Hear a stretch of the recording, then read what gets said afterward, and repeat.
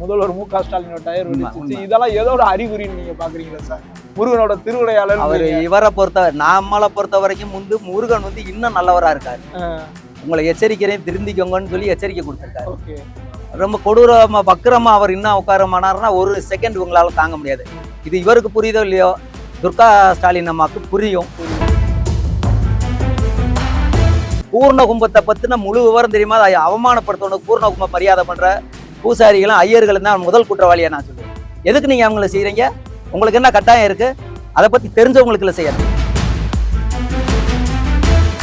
திட்டமிட்ட இவங்க ஆரம்பத்துல இருந்தே ஒரு பிரிவினையை உருவாக்கி அதனால சில மோதல்களை உருவாக்கி அதை ஓட்டா பயன்படுத்துன்ற எண்ணத்துல அரசியல்வாதிகள் இருந்ததுனாலதான் இது இவ்வளவு வளர்ச்சி. இப்போ உங்களுக்காக இவ்வளவு போராடுற எங்களோட முதலமைச்சர் இவ்வளவு செய்யறாரு, துணை அமைச்சர் செய்யறாரு, திருமாவளவன் உங்களுக்காக இவ்வளவு குரல் கொடுக்குறாரு. நீங்க இதை பத்தியே பேசாம இருந்தீங்கன்னா அப்ப நாங்க மட்டும் இதானு லோக்கல் திமுக காரங்க அவங்கள நெருக்கடி கொடுக்க, அதுக்காக போய் அவங்க சில கம்ப்ளைண்ட்டுக்கு கொடுக்க வேண்டியது.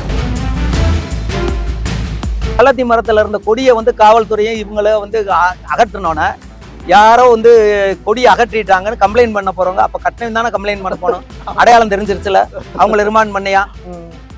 எப்படி முட்டாளா உங்களையும் முட்டாளாக்கி அவங்களும் முட்டாளா வாழ்றானுங்க. நம்மளை முட்டாளாக்குறதுக்கு எல்லா பிரிவினையும் செய்யறான்.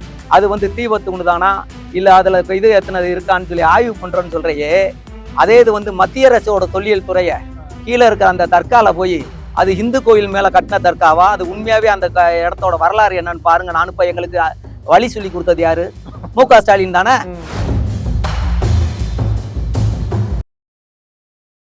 அனைவருக்கும் வணக்கம். நம்முடன் ஆன்மீகம் கோவில் மேம்பாட்டு பிரிவு பாஜகவோட மாநில செயலாளர் திரு சிவபிரபாரன் அவங்க வந்திருக்காங்க.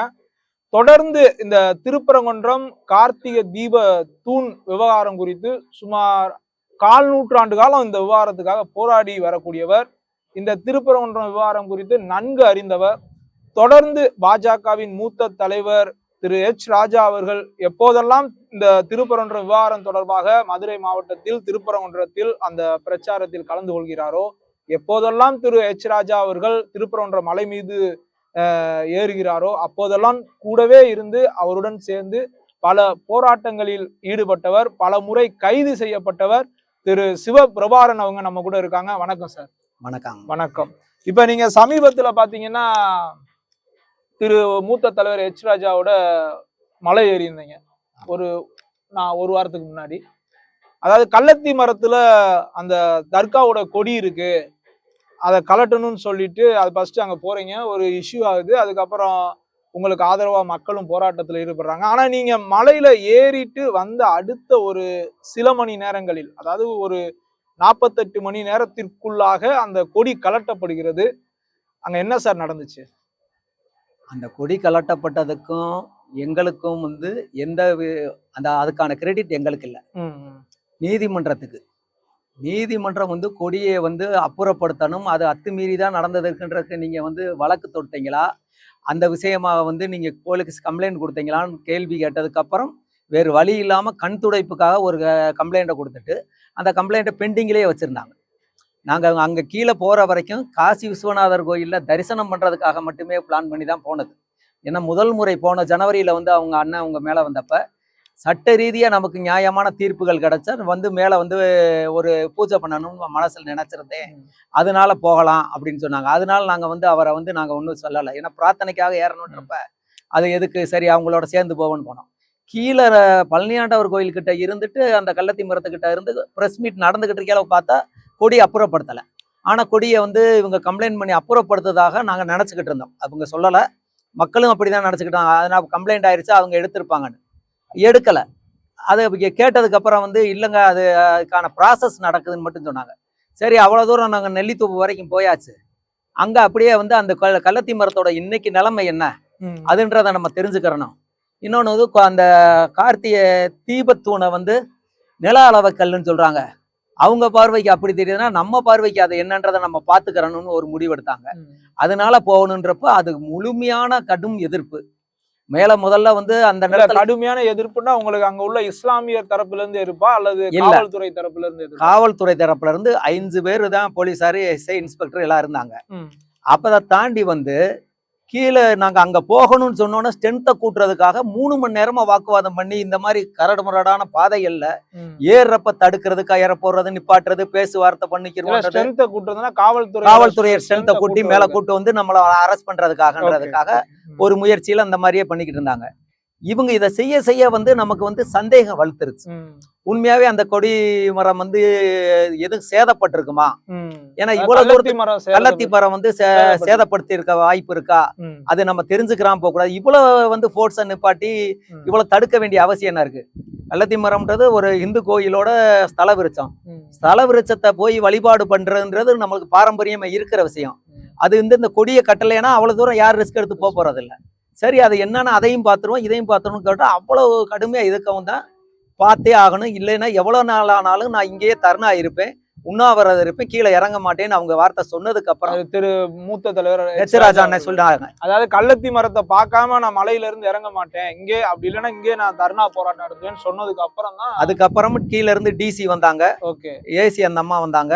அவங்க வந்து அவங்க தரப்பு வாதங்களை சொன்னாங்க. இந்த மாதிரி நிலுவையில வந்து வழக்கு நிலுவையில இருக்கு, அதனால வந்து இப்போதைக்கு நாங்க யாரையும் இல்ல இவ்வளவு நாளா நீங்க அனுமதிக்கல, இப்போதைக்கு அனுமதிக்கலன்னு அர்த்தம்.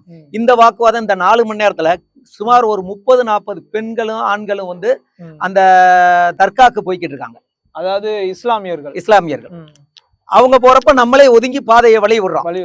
சரி நீங்க அவங்க போட்டோன்னு அதெல்லாம் அதுக்கப்புறம் தான் பார்த்தா நம்மளை தடுத்தோம். அப்ப அவங்களுக்கு வழிபாடு உரிமை இருக்கு, எங்களுக்கு இல்லையான்ற வாதம் வந்ததுன்னா அது கடுமையான வாதம் ஆயிருச்சு. இல்ல அவங்க தர்காக்கு போறாங்க, அவங்க வழிபாடு படுறது அந்த இஸ்லாமிய தர்காக்கு வழிபடுறது. நீங்க வந்து கள்ளத்தி மரத்தை நீங்க காசி விஸ்வநாதர் கோயிலுக்கு வழிபாடு பண்ண போறதுல காவல்துறை எந்த ஆட்சேபம் தெரிவிச்சிருக்காது. நீங்க அந்த சர்ச்சைக்குரிய கள்ளத்தி மரத்துல போய் எதற்காக வழிபாடு பண்ணணும் சார்?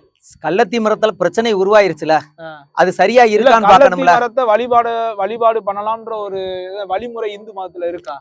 கட்டாயம் இருக்கு. எல்லா ஸ்தல விருட்சத்துக்கும் விளக்கேத்துறது வளம் வர்றதுன்றது இருக்கு. இன்னைக்கும் கூட உங்களுக்கு ஒரு உதாரணத்துக்கு சொல்றேன். நம்ம வந்து திருப்புறம் இது மீனாட்சி அம்மன் கோயில்ல கடம்ப மரம் அது பட்டு போய் காஞ்சு இதாத்தான் இருக்கு. ஆனாலும் அதை வழிபாடு பண்ணணும்னு வெள்ளி கவசம் விட்டு கவசம் போட்டு வச்சிருக்காங்க. அது வழிபடுறது ஒரு குற்றாலம் போனீங்கன்னா வந்து குறும்பலா மரம்னு ஒரு மரம் இருக்கும், அதுக்கு தனி இது இருக்கும், அதை சுத்தி வளம் வர்றது இருக்கும். நம்ம நெரூர் போனீங்கன்னா அங்க வந்து ஒரு வில்வ மரம் இருக்கும், அது ஜீவசமாதி தான். இது மாதிரி அதை சுத்தி வர்றதுக்கு அதனால வந்து எல்லா இடத்துலயும் ஸ்தல விருட்சத்தை சுத்தி வர்றது அதுக்கு வழிபாடு பண்றதுன்றது இருக்கு. இது இவ்வளவு தூரத்துக்கு மேல போய் செய்யறதுக்கு யாரும் வந்து சிலரோட உடல்நிலை காரணமாகவோ இதனாலே இருக்கலாம். ஆனா அதை விரும்புறவங்களையும் தடுப்புன்றது தப்பு இல்லையா?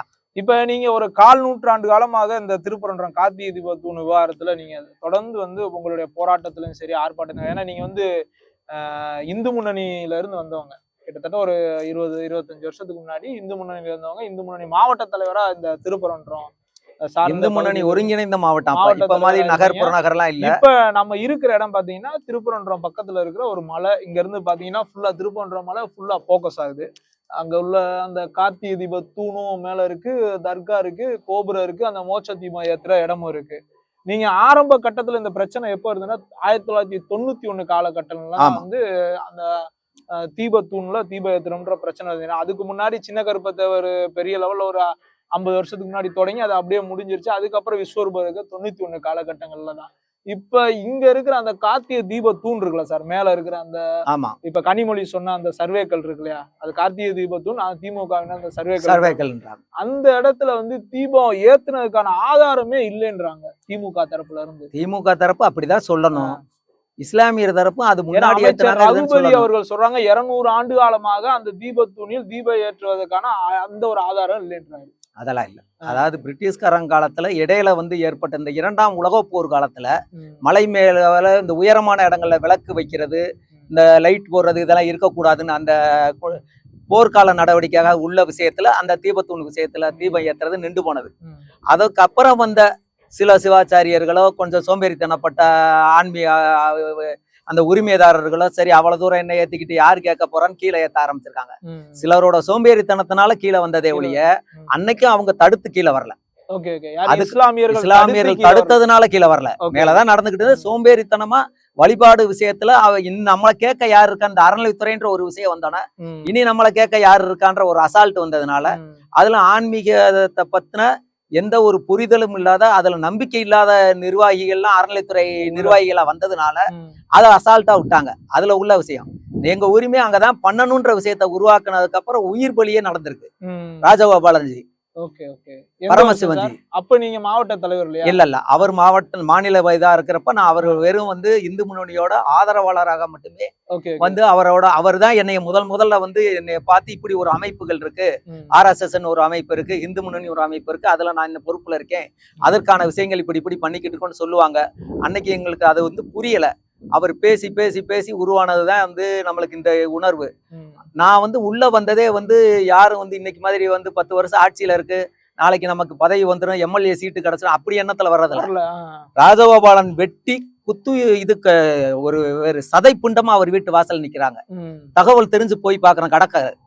அத பார்த்ததுக்கு அப்புறம் அந்த கோவத்துல என்னடா பாட்டுக்கு போறீங்க? போறோம். எங்க மதுரையிலயா? மதுரையில வடக்கு கோபுர வாசல்ல அவரோட வீடு. அவரோட வீடு அங்க அவர் வெட்டப்படுறாரு. வெட்டி அவருக்கு அப்ப அவரோட பாடியை இன்னும் ரிமூவ் பண்ணல. அதுக்குள்ள இறந்துட்டாரு, ஸ்பாட்ல இறந்துட்டாரு. நீங்க அந்த ஸ்பாட்டுக்கு எனக்கு சோமசுந்தரம் சின்மயா சோமன் ஒருத்தர் இருந்தாரு. அவர் தான் எனக்கு இவர் அறிமுகப்படுத்தினார். இந்த மாதிரி ஜியை வெட்டிவிட்டாங்க, நான் போறேன் வரீங்களான்னாரு. சரின்னு அவரோட போறேன். அங்க பார்த்தோன்னு என்ன அதை பார்த்து என்னால அந்த பதஷ்டத்தை எனக்கு தீர்றதுக்கு ரொம்ப நாள் ஆச்சு. அந்த இதெல்லாம் பார்த்து அதுக்கப்புறம் என்னடா இப்படி ஒரு உரிமைக்காக கேட்ட ஒருத்தருக்கா இப்படி வெட்டுவாங்கன்னா அப்புறம் என்ன நமக்கு இது இருக்கு, நம்ம இதை செஞ்சா என்னன்றதான் நான் இந்த இயக்கத்துக்குள்ள முதல்ல மாவட்ட செயலாளராக தான் உள்ள வர்றீங்க. எந்த வருஷம் சார் இது? அது நடந்ததுக்கு அவரோட சாவு நடந்ததுக்கு அப்புறம் ஒரு 4-5 வருஷம் கழிச்சு தான் நான் உள்ள ஏறேன். அது வரைக்கும் இந்த தொடர்புலயே தான் இருக்கேன் வரிசையா. அதுக்கப்புறம் தான் கொஞ்சம் கொஞ்சமா இதாகி ஒரு 10 வருடம் இந்து முன்னணி மாவட்டத்துல இருந்தேன். அப்படி இந்து முன்னணி மாவட்டத்துல இருக்கிறப்ப என்ன ஒவ்வொரு வருஷமும் போய் ஆர்ப்பாட்டம் பண்றது, அதை கொடி மரத்துல இருக்கிற கொடியை கலட்டுன்னு சொல்றது, அவங்க அரெஸ்ட் பண்றது, ஜெயிலில் வைக்கிறது, இது போலீஸ் ஸ்டேஷன்ல வச்சு நைட்டு வரைக்கும் வைக்கிறது, இதுமா நடக்குது. இந்த தடவை ஏத்தி ஆகணும் ஒரு வருடம் முடிவு பண்ணி நாங்க ஒரு 5 பேர் முதல் நாள் நைட்டே மேல போய் தங்கிட்டோம். எப்ப? இந்த வருஷமா? இப்ப இல்லங்க, நான் இந்து முன்னணியில இருந்த டைம். இந்து முன்னணியில ஒரு 2001 கிட்ட டைம். நீங்க மலை மேல ஏறி ஒரு 5 பேர் முதல் நாள் நைட்டே போய் தங்கிடுறோம். யாருக்குமே தெரியாம ஒரு 5 பேர் 5 நபர்கள் பதுங்கி இருக்கீங்க. நாங்க வழிபாட போனோம். பகல்ல ஏற வேணா நைட் ஏறணும். நீங்க அதை எப்படினாலும் வச்சுக்கலாம். கட்டி கற்பூரம், அந்த நம்ம பச்சை கற்பூரம் கொஞ்சம் வாங்கிக்கிட்டு மேல போயிடும். அதுல இன்னைக்கு நான் அவங்க எல்லாம் இப்ப எங்க இருக்காங்கன்னு கூட தெரியல. அவங்கள பத்தி நான் சொல்லி ஆகணும். சோலை ராமகிருஷ்ணன் ஒருத்தர், சோலை அழகுபுரத்துல இருந்தவர். அவரு செண்பகராஜன் ஒருத்தர், இப்ப புளியங்குடியில ஒரு கடை வச்சு நடத்திக்கிட்டு இருக்காரு. அவரு இந்த பிளட் பேங்க் இதுல விவேகானந்தா பிளட் பேங்க் நடத்திக்கிட்டு இருக்காரு. இன்னைக்கு நம்ம தொடர்பு இருக்காரு திருநாவுக்கரசன். அவங்க இந்த மாதிரி ஒரு 5-6 பேர், சிவகுமார்னு சொல்லி ஒரு சௌராஷ்டிரா தம்பி, அவங்க எல்லாமே தான் மேல வர்றோம். நீங்க மேல இருக்கீங்க? மேல இருக்கோம். முதல் நாள் நைட்டே போயிடும். மறுநாள் அந்த இது தீபம் இங்க ஏறதுக்கு வர்ற போலீஸ் வர்றப்ப அவங்களுக்கு தகவல் தெரிஞ்சு மேல வர்றாங்க. நாங்க அதுக்குள்ள மேல கொளுத்திடுறோம். அந்த இதுலயே வச்சு தீபத்தை ஏத்திடுறோம், கற்பூரத்தை வச்சு கொளுத்திடுறோம். அதாவது எப்படின்னு கேட்டீங்கன்னா, முதல் நாள் நைட்டு நீங்க போயிடுறீங்க. ஆனா அடுத்த நாள் ஈவினிங் தானே சார் தீபம் ஏத்தணும்? அது வரைக்கும் அங்கேயே தான் கிடந்தோம் இருக்கீங்க. ஆனா நீங்க முதல் நாள் நைட்டு போயிட்டு நைட்டு இரவு உள்ள அந்த மலை மேல உச்சியில தங்கி அங்க இருந்திருக்கா, பகல்ல பூரா தங்குறீங்க.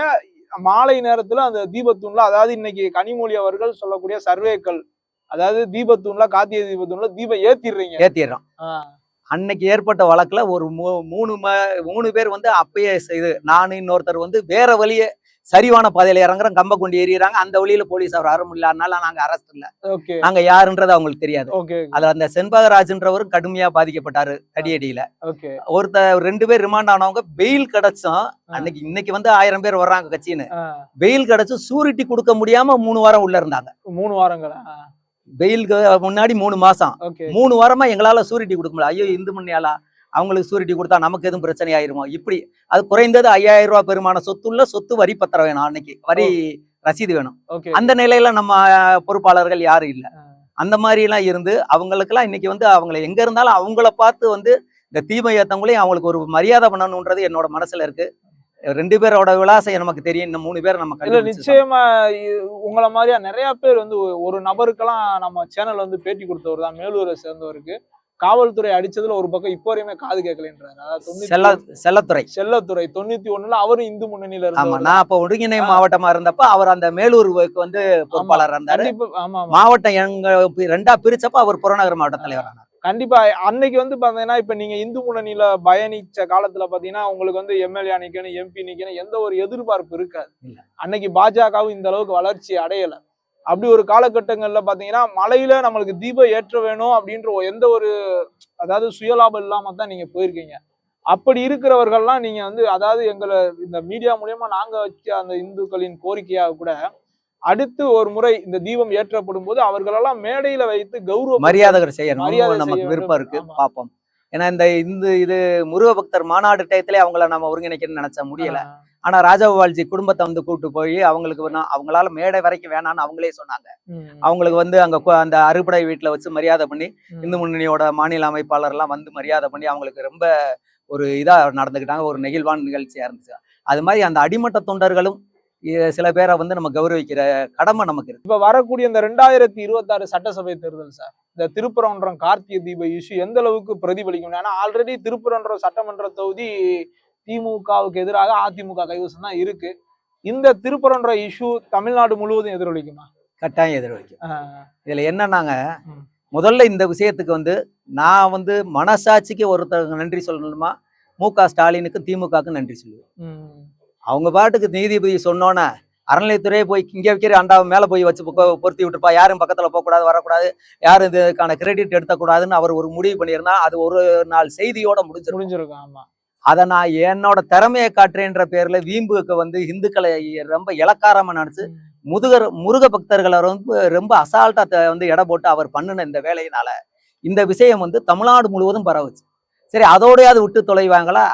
போய் பார்லிமெண்ட்ல வந்து பிரச்சனையை கிளப்பி நாடு முழுவதும் வந்து கொண்டு போறதுக்கு அவங்க தான் உதவி பண்ணாங்க. இப்ப அங்க உள்ளவங்களுக்கு கூட இவ்வளவு கொடுமைக்கு மத்தியில தான் இங்க உள்ள இந்துக்கள் தமிழ்நாட்டுல வாழ்றாங்க அப்படின்ற நம்ம மேல இறக்கப்படுற சூழ்நிலை வாரணாசியில இருக்கிறவங்களுக்கும் இது கயா காசியில உள்ளவங்களுக்கும் தெரியுது. கண்டிப்பா. பாத்தீங்கன்னா சமீபத்துல முதல்வர் வந்து இங்க திண்டுக்கல் வந்தாரு. இப்ப இது முருகன் கோவில் அந்த ரோடு தான், அந்த தனக்கங்குளம் ரோடு ஜாயிண்ட் ஆகிற இடத்துல கரெக்டா முருகன் மலை தெரியுற இடத்துல கரெக்டா அந்த அதாவது அந்த கார்த்திகை தீப தூண் இருக்கு இல்லையா, அதுக்கு நேரதான் இங்க இருந்து ஒரு 4 கிலோமீட்டர் அவரோட டயர் வெடிச்சிச்சு. முதல்வர் மு.க. ஸ்டாலினோட டயர் வெடிச்சிச்சு. இதெல்லாம் எதோட அறிகுறின்னு நீங்க பாக்குறீங்களா சார்? முருகனோட திருவிளையாளர் அவரு இவரை நம்மளை பொறுத்த வரைக்கும் முருகன் வந்து இன்னும் நல்லவரா இருக்காரு. உங்களை எச்சரிக்கிறேன், திருந்திக்கோங்கன்னு சொல்லி எச்சரிக்கை கொடுத்திருக்காரு. ரொம்ப கொடூரமா பக்கிரமா அவர் இன்னும் உட்காரமானாருன்னா ஒரு செகண்ட் உங்களால தாங்க முடியாது. இது இவருக்கு புரியுதோ இல்லையோ, துர்கா ஸ்டாலின் அம்மாக்கு புரியும். அவர் அதுக்கு பல பரிகார பூஜைகள் இங்க உள்ள பூசாரிகளையே கூட்டு போய் பண்ணுவாங்க. இங்க உள்ள மடாதிபதி அவங்களும் அதுக்கு வேற வழி இல்லாம ஐயோ அங்க போலாம் அறநிலையத்துறையில நமக்கு வேலை போயிருமேன்னு போய் செய்வாங்க. என்னைய கேட்டா முதல்ல இந்த குடும்பத்துக்கு பூஜை பண்ற பூசாரிகள் தான் முதல் குற்றவாளி. எந்த கோயில்ல வந்து அவங்களை வந்து பூர்ண கும்பத்தை பத்தின முழு விவரம் தெரியுமா, அவமானப்படுத்தவனுக்கு பூர்ண கும்ப மரியாதை பண்ற பூசாரிகளும் ஐயர்களும் தான் முதல் குற்றவாளியா நான் சொல்லுவேன். எதுக்கு நீங்க அவங்களை செய்யறீங்க? உங்களுக்கு என்ன கட்டாயம் இருக்கு? அதை பத்தி தெரிஞ்சவங்களுக்கு செய்யணும். இப்ப கள்ளத்தி மரத்துல வந்து கொடி அகற்றப்பட்டது உங்களுக்கு கிடைச்ச கிரெடிட் இல்ல, நீதிமன்றத்தோட கிரெடிட்னு சொன்னாங்க. உண்மை. நான் அதை சொல்லிக்கிட்டு நம்ம வேற பேச்சு மாறிட்டோம். ஆனா நீதிமன்றம் உத்தரவு கொடுத்தும் கள்ளத்தி மரத்துல கொடி கழட்டப்படாம தான் இருந்துச்சு. அதனாலதான் நம்ம மேல போனப்ப அந்த வாக்குவாதத்துல நடந்த சில விஷயங்கள் உங்களுக்கு அந்த வீடியோ கூட அனுப்புறேன். அவங்க வந்து ஒரு கடுமையா தடுக்கிறப்ப நாங்க என்ன சொல்றோம், இல்ல மேல தீபத்தூணுக்கு அனுமதி இல்லைன்னு சொல்றாங்க. தீபத்தூணுக்கு போலங்க, நில அளவ கல்ல பார்க்க போறோம். நில அளவ கல்லுக்கு தடை இருக்குன்னு உங்கள்கிட்ட இருக்கா? கலெக்டர் கமிஷனர் அப்படி போட்டிருக்காங்க, காட்டுங்க. இல்ல அப்ப நான் உங்களோட ஆளுங்கட்சியை சார்ந்த எம்பி சொன்ன நில அளவ கல்ல ஏன் பார்க்க கூடாதுன்றீங்கன்னு கேட்டோம். அதுல கொஞ்சம் சுதாரிச்சாங்க. இன்னொன்னு வந்து இன்னும் நீங்க வந்து கொடியை கலட்டாம இருக்கீங்க, அந்த மரம் வந்து சேதமாயிருக்குன்றத நாங்க வந்து ஆதாரங்களை கொண்டு போய் நாளைக்கு வந்து கோர்ட்ல நாங்க சப்மிட் பண்ண வேண்டிய கட்டாயத்துல இருக்கோம். அப்ப வந்து நீங்க வந்து ஆதாரங்களை அழிக்கிறதுக்காக எங்களை போக விட மாட்டீங்களான்னு கேட்டோம். அப்ப வந்து இதை நம்ம பார்க்க போறப்ப ஹெச்ராஜானே போனையும் கூட போன மாவட்டத்துல சிவலிங்கத்தோட போனையும் வாங்கி டிசி அவர் பாக்கெட்ல வச்சுக்கிட்டு தான் கூப்பிட்டே போறாரு.